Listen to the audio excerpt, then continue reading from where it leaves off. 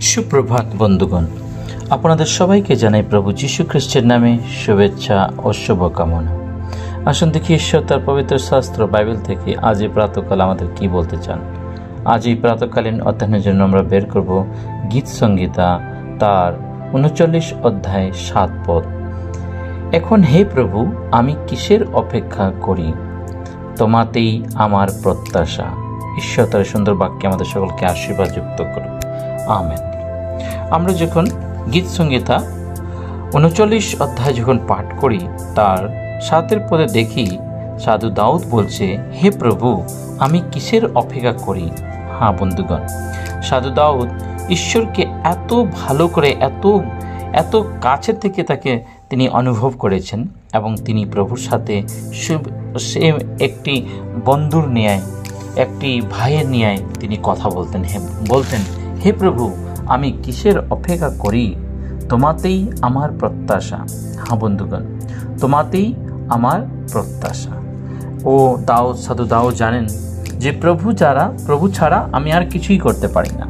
সেই আমরা দাউদের জীবনে দেখি তিনি জীবনে অনেক ভুল, অনেক অন্যায় করেছেন, আর সর্বদা তিনি প্রভুর সম্মুখে নত হয়ে ক্ষমা চেয়ে তার জীবনকে এত প্রভুর সাথে সম্পর্ক বানিয়ে রেখেছেন। তার জন্য আমরা জানি আজকে অনেক সময় পড়ি দাউদের ঈশ্বর। হালেলুয়া, দাউদের ঈশ্বর। সেই দাউদের ঈশ্বর বলার কারণটা কি?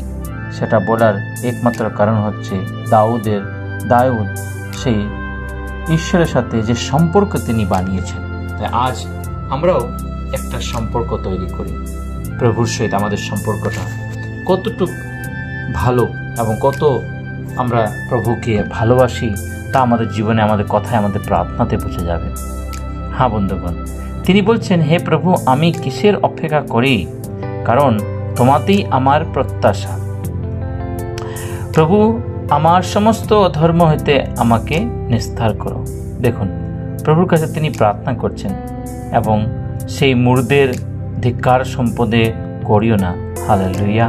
প্রভুর চরণে যখন আমরা প্রভুর সাথে আমরা জীবনযাপন করি, তখন আমরা প্রভুর সাথে এইভাবে কথা বলতে পারি। হ্যাঁ বন্ধুগণ, আজ এই প্রাতকাল আমরা এই বাক্য যখন অধ্যয়ন করি, এই বাক্য অনুসারে আমরা যেন আমাদের জীবনযাপন করি। কারণ আমাদের প্রত্যাশা শুধুমাত্র প্রভু, আমাদের প্রত্যাশা শুধুমাত্র প্রভু যীশু। তাই প্রভু যীশুর উপরেই আমাদের সমস্ত কিছু নির্ভর করে, তার পথে যেন আমরা চলতে পারি। আসুন প্রার্থনা করি। পবিত্র পবিত্র বাহিনীর সদা প্রভু, তোমার মানে ধন্যবাদ করি আজকের সুন্দর প্রাতকালের জন্য। এই প্রাত থেকে নিয়ে সারাটা দিন তোমাদের সঙ্গে সঙ্গে থাকো। সমস্ত অমঙ্গল দেহত রক্ষা করো। পবিত্র আত্মা তোমাদের পরিচালনা করো। প্রত্যেকটা পাপ অন্যায় প্রয়াস রাখো, ক্ষমা করো এবং সাধু দাউদের নিয়ে আমাদের প্রার্থনাকেও তুমি গ্রাহ্য করো এবং উত্তর দাও। এই ক্ষুদ্র প্রার্থনা যিশু তোমার পবিত্র নামে চায়, আমেন।